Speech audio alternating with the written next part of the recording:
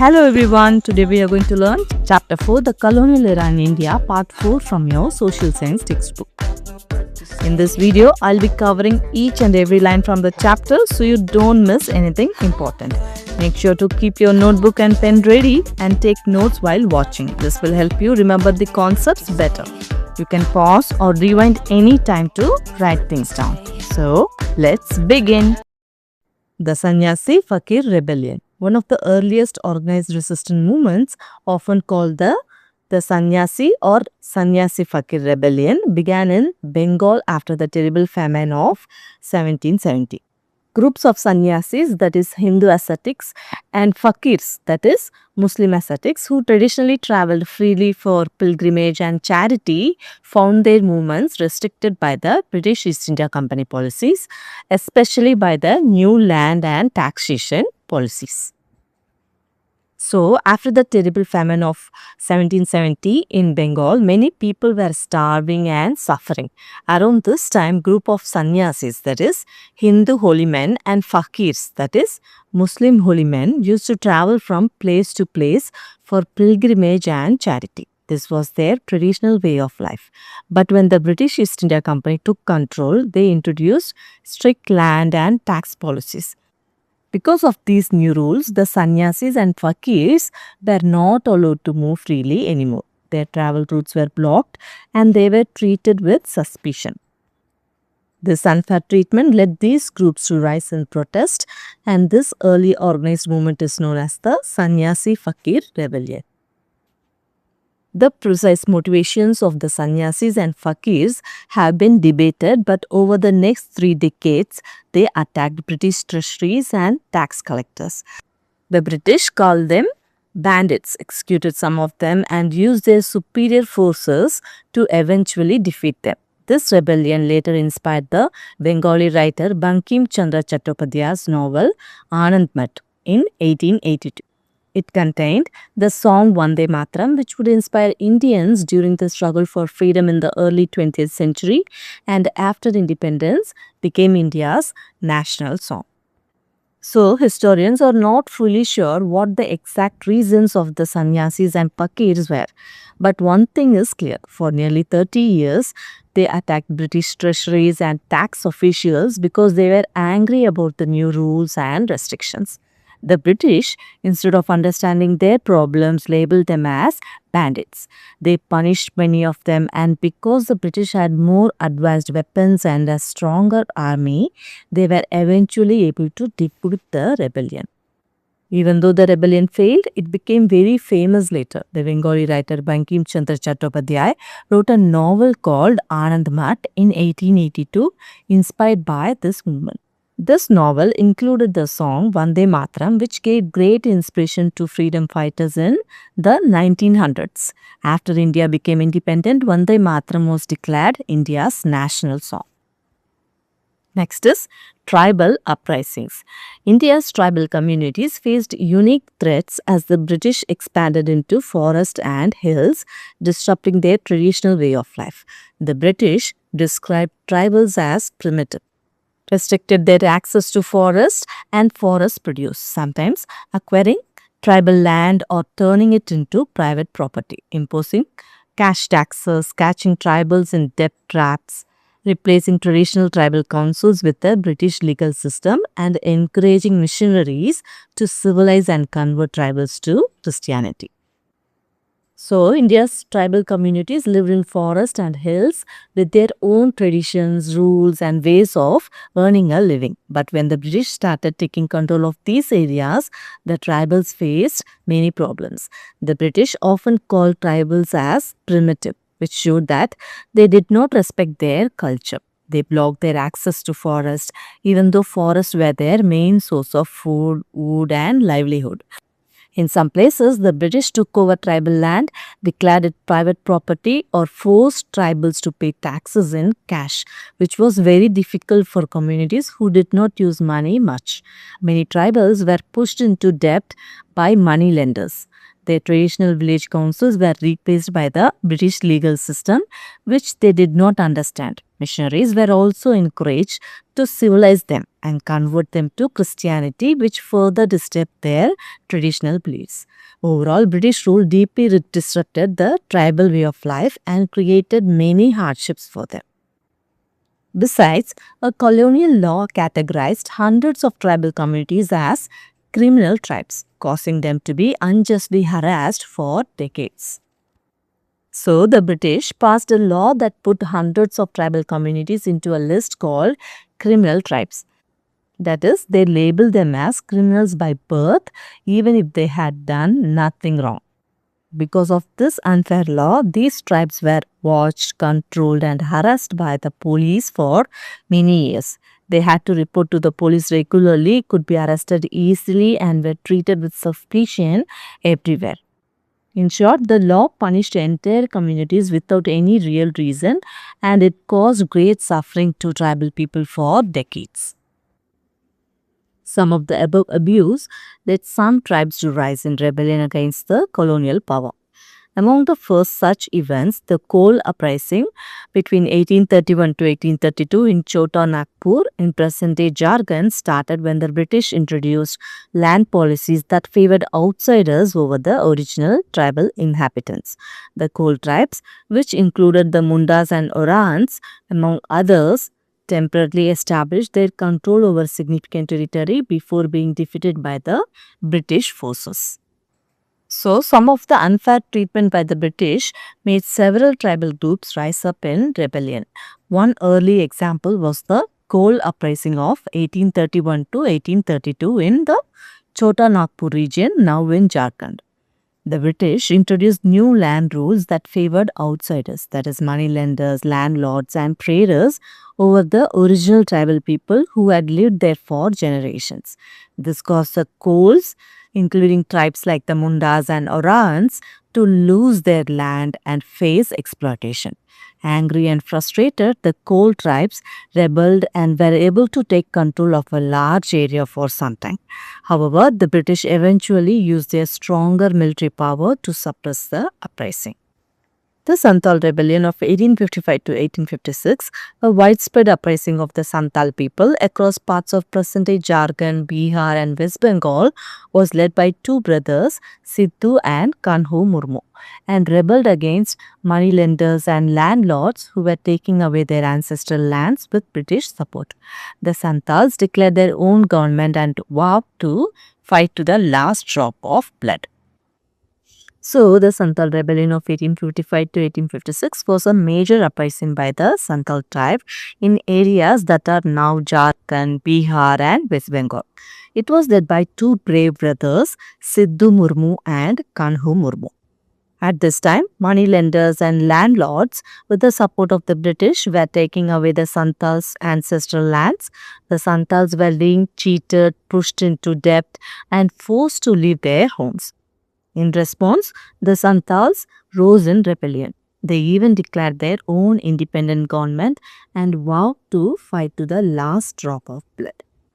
It was one of the strongest early challenges to British rule. The British response was brutal.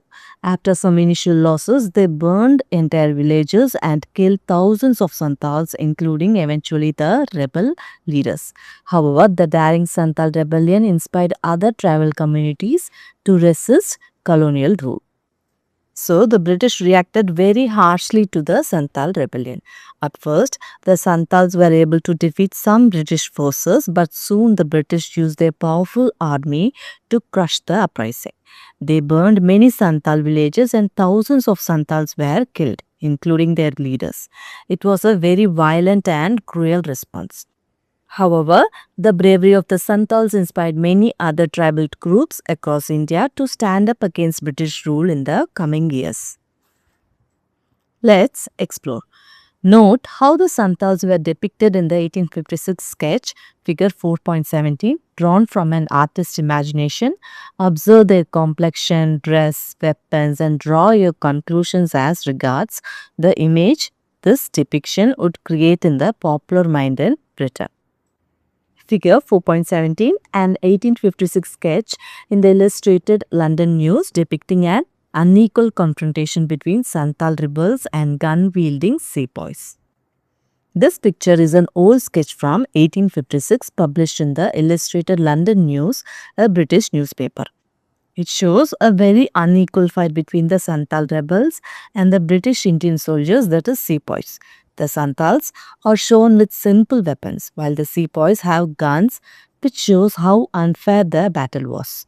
The sketch helps us understand how difficult it was for tribal rebels to fight against the powerful, well-armed British forces. So you can write the answer as, in the 1856 sketch, the Santals are shown with very dark complexion, simple or minimal clothing, basic weapons like bows, spears or axes, barefoot and without armor.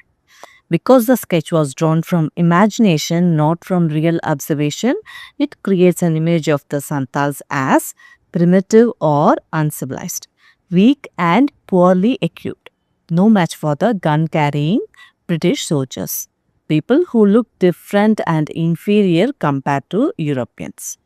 Such a picture would make British readers believe that the British were fighting against backward tribes, the British Empire was civilizing or controlling wild or dangerous people, the rebels were not strong or organized, just simple forest people, and British rule was justified because the local population seemed helpless or uncivilized.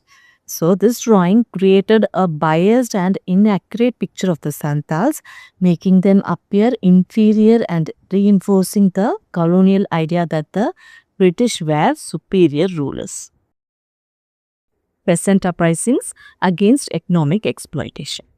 Even without famines, peasants suffered under the unfair British revenue collections, often losing their lands to moneylenders or new landlords.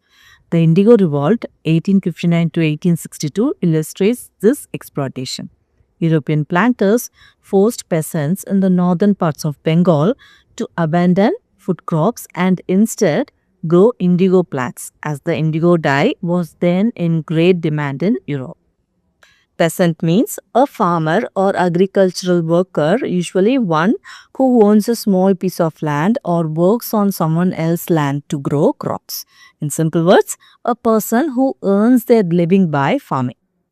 So even when there were no famines, Indian peasants faced unfair treatment under British rule. They had to pay high taxes on their land, and many peasants lost their lands to moneylenders or new landlords because they could not pay these taxes. A good example of this exploitation is the Indigo Revolt from 1859 to 1862. In northern Bengal, European planters forced peasants to stop growing food crops. Instead, peasants had to grow indigo plants because indigo dye was very popular in Europe. This meant peasants were trapped in unfair work and could not grow crops to feed themselves. This revolt shows how British economic policies made peasants suffer and led them to fight back. From planters to traders, everyone earned huge profits except the peasants, who were so poorly paid that they got trapped in debt slavery. When they refused to grow indigo, they faced imprisonment, torture, and destruction of their property. Their uprising was directed mostly at the planters, who retaliated by hiring mercenaries to attack the peasants. Their cause was supported by educated Bengalis and the Bengali press. The British authorities were eventually forced to restrict some of the worst abuses. So, in the Indigo Revolt, European planters and traders made huge profits from the indigo grown by peasants. Peasants, however, earned very little and many fell into debt slavery because they could not repay moneylenders. If peasants refused to grow indigo, they were punished, sometimes imprisoned, tortured, or their property was destroyed. The peasants' anger was mostly directed at the planters who forced them into this situation. In response, planters hired mercenaries to attack the peasants. Mercenaries are like hired fighters. The planters paid them money to attack and scare the peasants. Fortunately, the revolt gained support from educated Bengalis and the Bengali press. Because of this pressure, the British authorities had to stop some of the worst abuses, showing that peasants could challenge injustice when supported by the wider society. Let's explore. Indigo is a natural deep blue pigment used in dyeing. Can you think of other natural substances that have been traditionally used in India to dye cloth? Indigo is a natural substance that gives a deep blue color and is used for dyeing clothes. In the same way, in India, people have been using many other natural materials from plants and minerals to color clothes. For example, turmeric is used to give a yellow color. Henna, that is mehendi, gives an orange or reddish brown color. And manjista is used to get red shades. Even things like pomegranate peels and tea leaves have been used to produce different colors. These natural dyes were commonly used before chemical dyes became popular. So you can write the answer as yes, apart from indigo, several natural substances have traditionally been used in India to dye cloth. These include turmeric for yellow color, henna, that is mehendi, for orange or reddish brown, manjista for red, pomegranate peels for yellowish shades, and tea leaves for brown color. These dyes are obtained from natural sources like plants and were widely used before synthetic dyes became common. There are several more notable examples of uprisings across the subcontinent, which, along with the other aspects of the British rule that we saw earlier, built up to the largest uprising of the 19th century. Let us turn to it. So, across India, there were many uprisings by peasants, tribals, and other groups who were unhappy with British rule. These smaller rebellions happened in different regions for different reasons, like unfair taxes, exploitation, or loss of land. All these uprisings, together with the other problems caused by British rule, created widespread anger among Indians. These events built up to the largest rebellion of the 19th century, which we are going to study next. The Great Rebellion of 1857. The British called it the Sepoy Mutiny. Sepoys. Let us recall where the Indian soldiers enrolled in the East India Company's British Army. Its officers, of course, were almost all British. After India's independence, historians rejected the term Sepoy Mutiny, proposing a few others instead. Following many scholars, we will call the event the Great Rebellion of 1857. But what exactly happened? Mutiny. In this context, mutiny refers to a rebellion by soldiers or sailors in the case of a navy against their officers. So, mutiny means a rebellion by soldiers or sailors. It happens when they refuse to obey their officers. In this chapter, the mutiny refers to Indian soldiers rising against British officers. So, the British called the 1857 event a Sepoy Mutiny. Sepoys were Indian soldiers working in the British East India Company's army, where almost all the officers were British. After India became independent, historians felt that Sepoy Mutiny was not the right term. They believed the event was much bigger than just a mutiny by soldiers. So many historians started calling it the Great Rebellion of 1857. So let's see what actually happened in this event.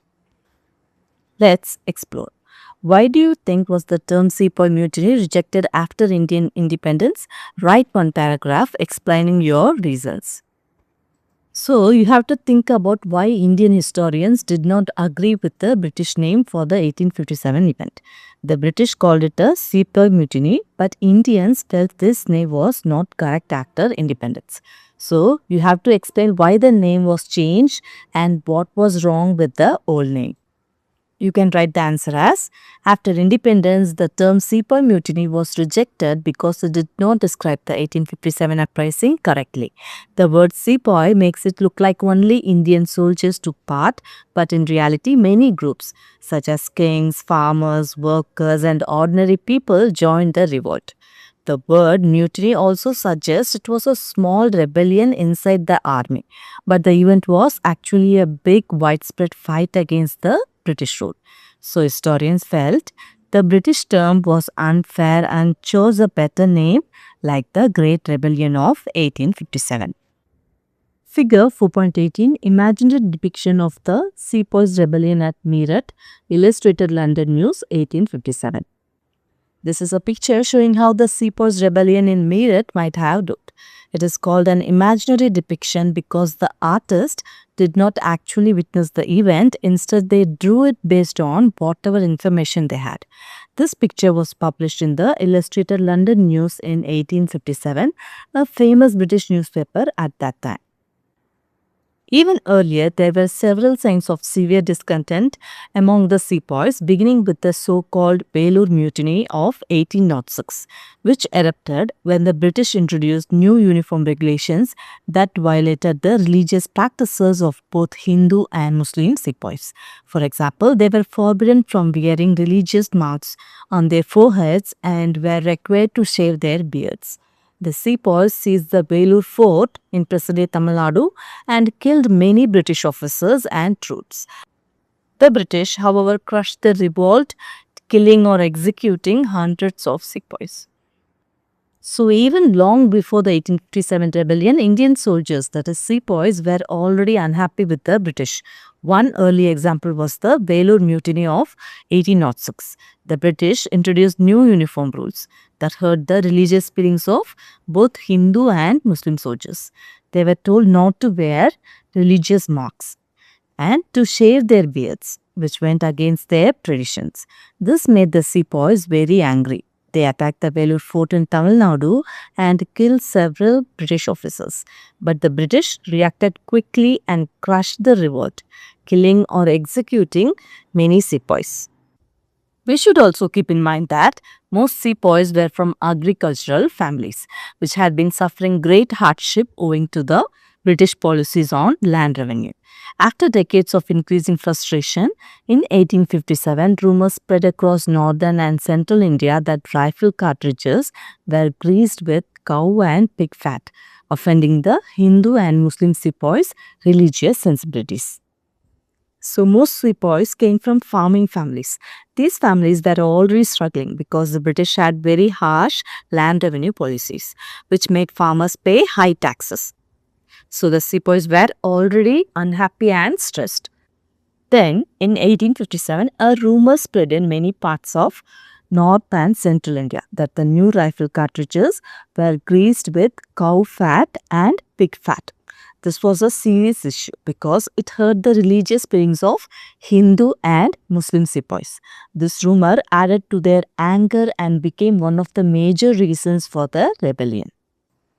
At Barakpur in present-day West Bengal, the sepoy Mangal Pandey attacked British officers. His execution spread further discontent among the sepoys.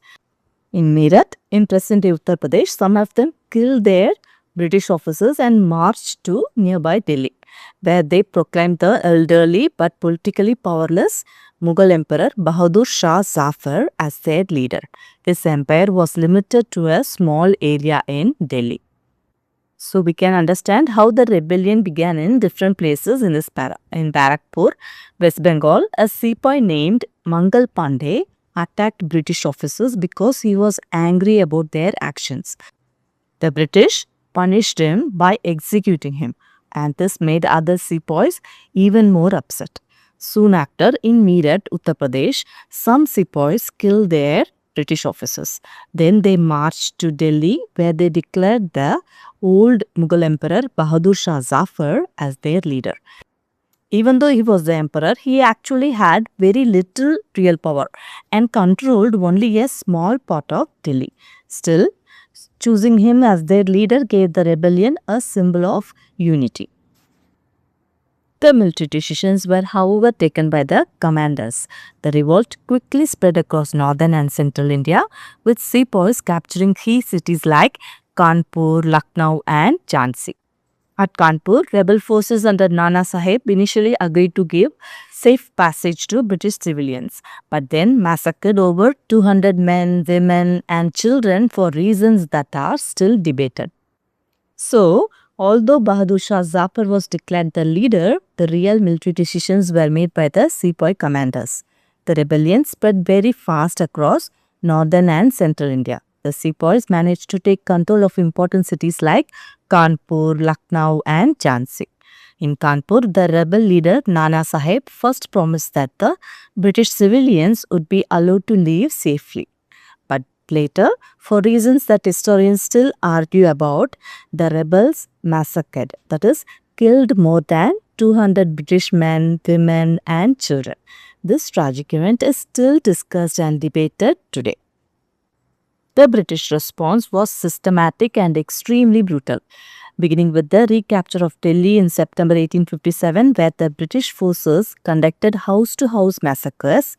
At Kanpur, they conducted mass executions designed to strike terror in the population. In a long punitive campaign, they burned villages and destroyed crops, causing countless deaths, vastly more than those inflicted by the rebels. So the British reacted to the 1857 rebellion with extreme brutality. They first captured Delhi in September 1857, killing people house by house. At Kanpur, they carried out mass executions to scare the people. During a long punitive campaign, the British also burned villages and destroyed crops, which caused many more deaths than the rebels had caused. Their aim was to punish and terrorize the people to stop further rebellion. According to some historians, the Great Rebellion failed because the sepoys lacked a unified command and a consistent strategy despite some heroic leaders. So, some historians say that the Great Rebellion of 1857 failed because the sepoys did not have a single leader or a clear plan. Even though there were many brave and heroic leaders, they could not work together or coordinate their actions properly. This lack of unity and strategy made it easier for the British to defeat the rebellion. The uprising failed, but it marked a turning point, especially in sowing a seed for the idea that foreign domination was unacceptable. The seed would grow early in the 20th century into a full-fledged struggle for freedom, though with different methods. Meantime, in 1858, the British Crown took direct control of India from the East India Company, initiating the period of the British Raj. British policies shifted from aggressive territorial expansion to consolidation of control. The Indian Army was reorganized so as to prevent unified resistance in the future. So the 1857 uprising failed, but it was very important because it made Indians realize that foreign rule was not acceptable. This idea stayed alive and eventually grew into the Indian freedom movement in the 20th century, although the methods were different. After the rebellion in 1858, the British Crown took direct control of India from the East India Company, starting the British Raj. From then, the British policies focused less on expanding territory and more on strengthening their control. They also reorganized the Indian Army to prevent Indians from rising up together in the future. 2 heroines. Rani Lakshmibai of Jhansi fought bravely to save her kingdom from British annexation, assisted by the Maratha Tatya or Tantya Tope. Rani Lakshmibai managed to escape a besieged Jhansi and to conquer the Gwalior fort, seizing the treasury and the arsenal. She was killed on 18 June 1858 on the battlefield. Rani Lakshmibai of Jhansi was a brave queen who fought to protect her kingdom from being taken over by the British. She got help from Tantya Tope, a military leader who advised Nana Sahib. Together, they managed to escape the British siege of Jhansi. Besieged means a place that is surrounded by enemies. So, after escaping, they captured the Gwalior fort, taking control of the treasure, that is money, and the arsenal, that is weapons.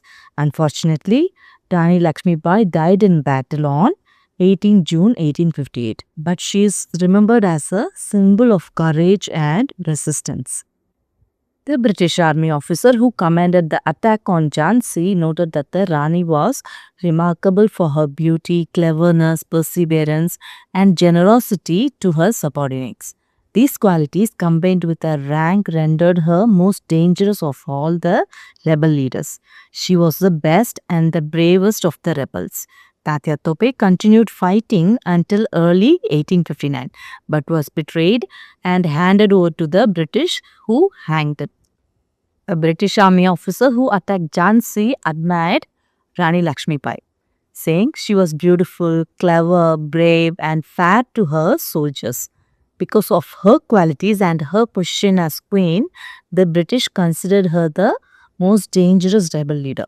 Her ally, Tapia Tope, continued fighting the British until early 1859. Sadly, he was betrayed and handed over to the British, who executed him by hanging.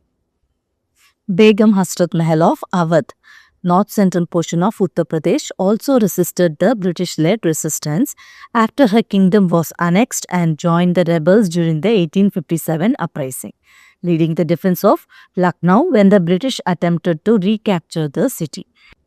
She rejected British offers of safe passage if she surrendered and ultimately had to take refuge in nearby Nepal.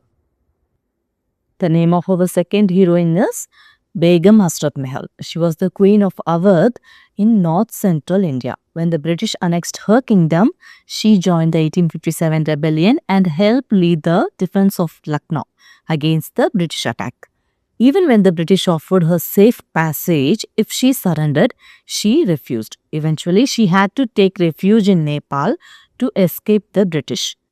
She is remembered as a brave woman who fought to protect her kingdom.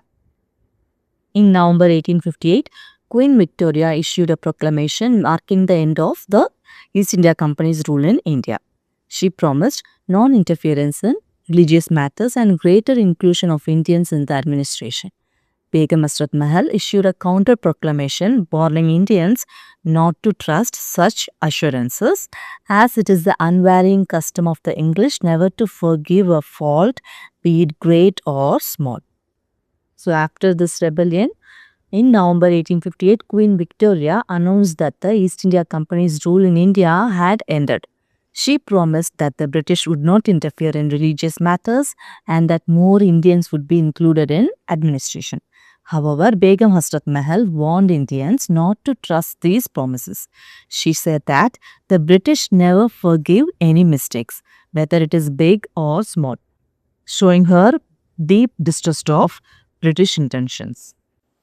The legacy of European colonialism in India. The European, mostly British conquest and rule of India was not a civilizing mission. India's own civilization was much older than Europe's.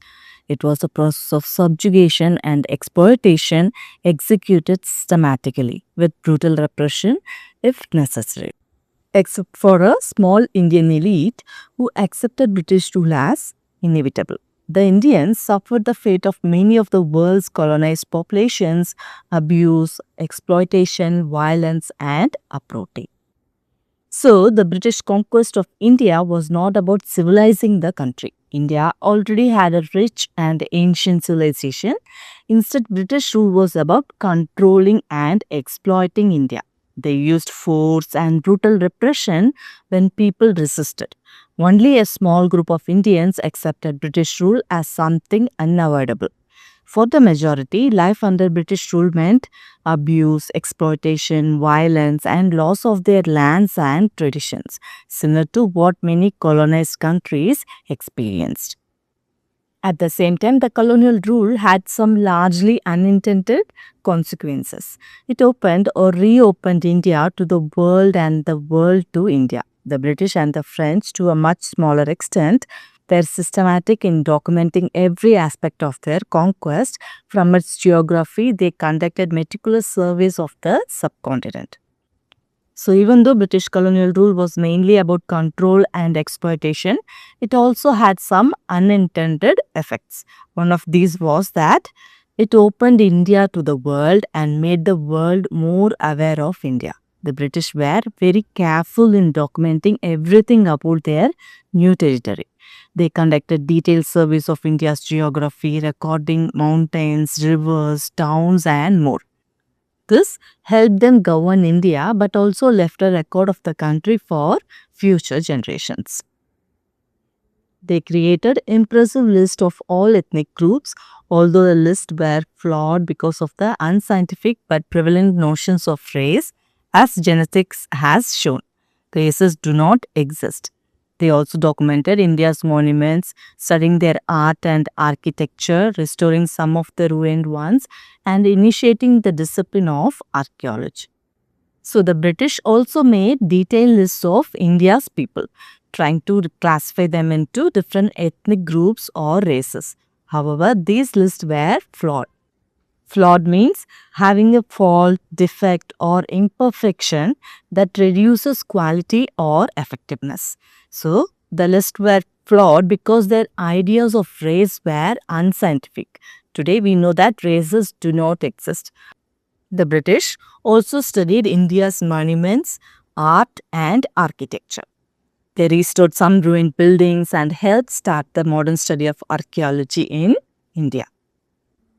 But in the process, they and other colonial powers stole thousands of statues, paintings, jewels, manuscripts, and other cultural artifacts from India and sent them to European museums or private collections. While this represented a profound cultural loss and violation of India's heritage, it also promoted some appreciation of Indian art in the European public. Such massive theft took place over much of the colonized world. Today, there are ongoing debates and efforts to repatriate some of these cultural treasures to their countries of origin. So, while studying India's art and monuments, the British and other colonial powers also stole thousands of cultural treasures, that is, statues, paintings, jewels, manuscripts, and more, and took them to museums or private collections in Europe. This was a big loss for India and damaged its heritage. At the same time, these items helped Europeans appreciate Indian art, but it was still a form of cultural theft. And such theft happened in many colonized countries. Even today, there are discussions and efforts to repatriate. Repatriate means to return or to send someone or something like cultural artifacts or funds, that is profits or currency, back to their country of origin or citizenship. Let's explore. In this sentence, it opened or reopened India to the world and the world to India. Why do you think we added reopened? So, why the word reopened was added in brackets? You need to think about whether India was completely unknown to the world before the British or whether it already had some connections with other countries. So, you can write the answer as the word reopened is added because India was not being open to the world for the first time. Long before the British, India had trade, cultural and religious contacts with countries like China, Arabia, Persia and Europe. The British rule re-established or strengthened these connections in a new way. So, it is more accurate to say the British reopened India to the world rather than opened it for the first time. Some argue that stolen cultural heritage has been better preserved abroad than it would have been in India. What is your view on its repatriation? Discuss in groups. So, some people believe stolen Indian cultural treasures like statues, paintings, manuscripts have been better preserved in foreign museums than they might have been in India. So, you need to think and discuss whether these items should be returned, that is repatriated to India or not. Even if foreign museums have preserved our treasures well, these objects are an important part of India's history and identity. They were created in India and rightfully belong to its people. Bringing them back would help people connect more closely with their heritage and culture. At the same time, it is important that India has proper facilities to preserve and protect them. Therefore, while preservation is important, the rightful ownership and cultural value of these objects make a strong case for their repatriation. Finally, although British scholars were not the first Europeans to master the Sanskrit language, they started publishing some of the first translations of Sanskrit text into a European language. The French, the Germans, and others soon followed. The motivations were mixed.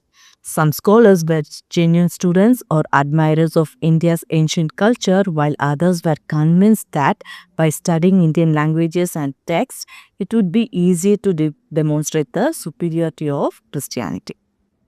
Although the British were not the first Europeans to learn Sanskrit, they were among the first to translate Sanskrit text into European languages.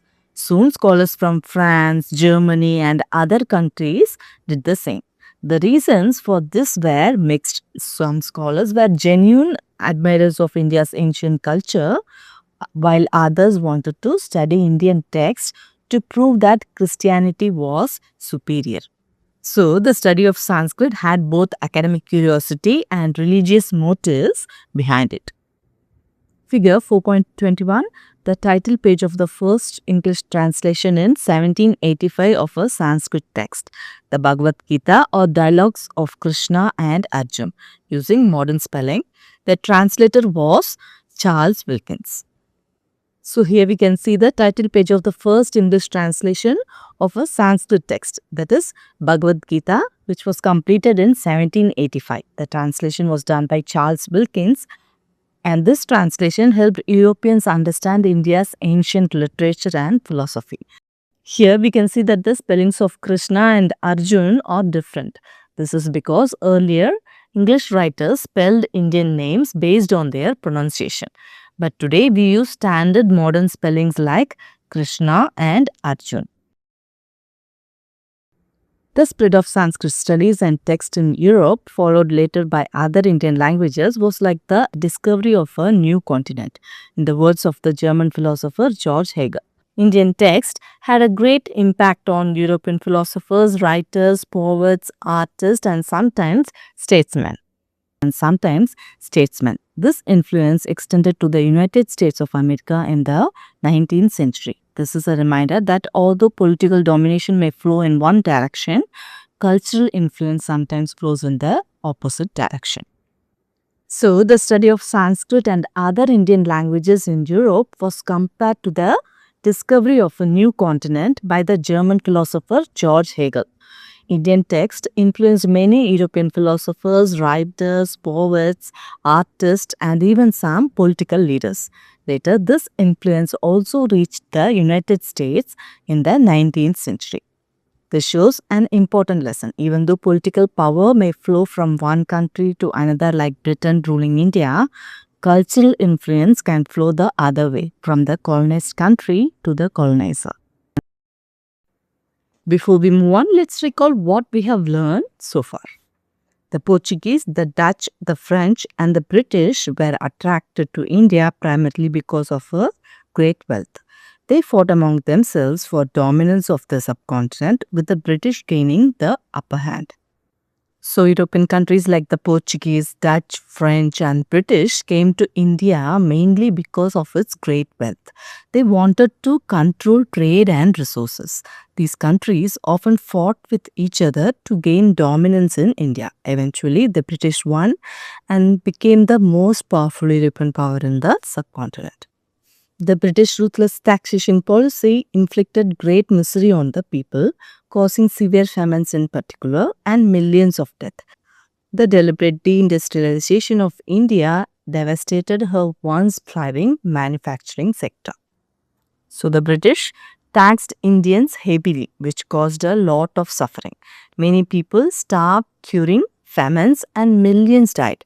The British also deliberately destroyed Indian industries, especially textiles, to make India dependent on British goods. This ruined India's once thriving manufacturing sector and caused widespread unemployment and poverty. Gradually, the British imposed their administrative structures, legal systems, and educational institutions to ensure total colonial control over the Indian society. So, over time, the British set up their administrative systems, legal rules, and schools in India, and these were designed to give them full control over Indian society. By controlling administration, law, and education, the British could manage India more efficiently and maintain their colonial power. The Portuguese focused on religious conversion and cultural transformation in Goa, created long-lasting social divisions. The French policy of assimilation created a small elite of culturally French Indians in Pondicherry. So different European powers ruled parts of India in different ways. The Portuguese focused on religious conversion, especially in Goa, and tried to change local culture, which led to long-lasting social divisions. The French used a policy called assimilation, trying to make some Indians adopt French culture. Assimilation is the process of observing or incorporating something, that is ideas, people, into a larger whole. It commonly refers to cultural absorption where minority groups adopt the customs of a dominant society. And this created a small elite of French-speaking, culturally French Indians in Pondicherry. Several uprisings took place from the late 18th century onward, with the Great Rebellion of 1857 threatening the colonial rule for a while. Most of these uprisings were brutally repressed. So, from the 18th century, many uprisings and revolts took place in India against European powers. The Great Rebellion of 1857 was the largest and most significant, and it seriously challenged British rule for a short time. However, most of these uprisings, including the 1857 rebellion, were crushed brutally by the British, often with severe punishment for the rebels. In the 19th century, India's classical culture, in particular through translated Sanskrit texts, flowed back to the West, creating a lasting influence. So, in the 19th century, Indian culture, especially through Sanskrit text, translated into European languages, began to influence the West. European scholars, writers, philosophers, and artists learned from Indian literature, philosophy, and ideas. This cultural exchange created a lasting impact on Western thought and art. So with this, we have completed the part 4 of the chapter, The Colonial Era in India. I hope you found it easy to understand. If you want to see more videos like this, don't forget to like, share and subscribe to our channel. Thanks for watching. We will see you again in our next video. Bye bye.